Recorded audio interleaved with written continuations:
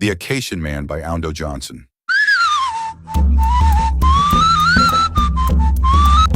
Once upon a time, in a forgotten remote village in East Africa, there was a severe drought season. There was no rain for several seasons, and the village was extremely hot and dry, with dead and cut-down trees. Within the village, there lived a small family with a boy called Omash. The drought season was so severe and hot, causing the village river, where children enjoyed boat rides, dry up.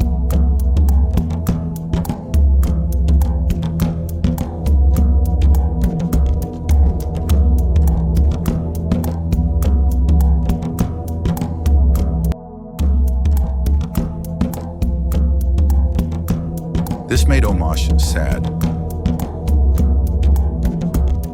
Food in the village was also little. Omash loved fruit trees, and while spending lunch on empty stomach, he would often daydream of their village filled with fruit trees.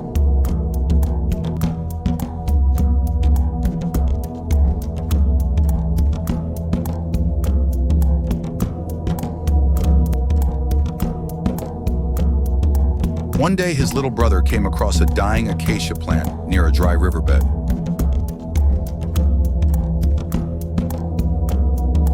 "I'll save you," Omash bent down and whispered to the withering plant. Next afternoon, on his way home from school, Omash came across a discarded watering can and immediately got an idea.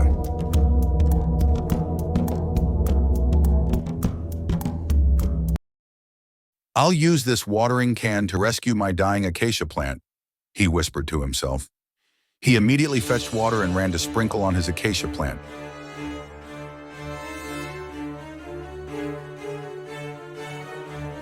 Every early morning before going to school, and every evening after school, Omash remembered to water his acacia plant. His grandfather, with his old watering can, also helped water the plant. The acacia plant survived the severe drought season and began growing tall. One evening, Omash was baffled to hear strange sounds of his name coming from the tree. A soft, rumbling, whispering sound was coming from his acacia tree.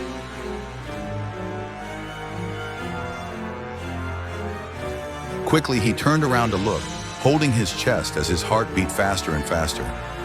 Omash rushed to observe the brightly colored tree, twisting and growing bigger and bigger. He moved closer to listen to his name. "Oh my goodness, am I hearing things?"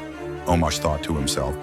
And like a colorful fireworks display, the acacia tree was transforming into an incredible being as the little boy watched in amazement.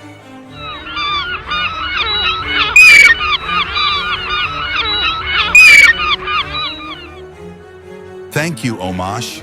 You saved my life," the tree finally shouted in a wild voice as it stretched wide its branch-like hands for a handshake with Omash. Sitting on a tree stump, it had now turned into a muscular, strong tree man, wise and with a charming, friendly smile. "I am Acaciaman, protector of trees and champion of climate action," the tree man said. Omash wondered aloud, "Acaciaman, protector of trees? You are alive. Well, will you help me grow a forest around my village?" Acaciaman smiled back. "Yes, it is possible, but we'll have to work together as a village community. But before that, you'll first travel the world and learn more about forests." Omash was overwhelmed with joy and immediately invited Acaciaman to his village. He introduced the tree man to surprise, curious-looking villagers. "Here is our climate champion. He will help us plant all types of trees and also teach us on climate change," Omash explained.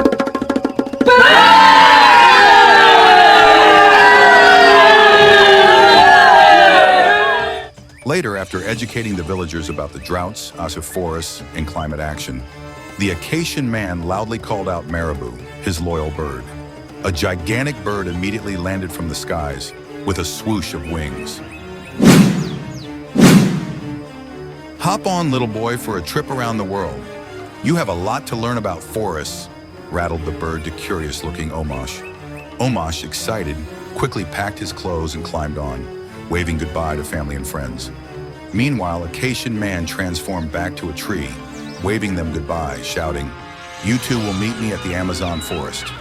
Up and creating dust all over the place, Marabou took off like an airplane. Flying high over mountains and rivers, little Omash was overwhelmed by the beauty of continent horizons. And across the great Sahara Desert, they flew as Marabou kept boasting, "I fly better than airplanes. My carbon footprint is zero."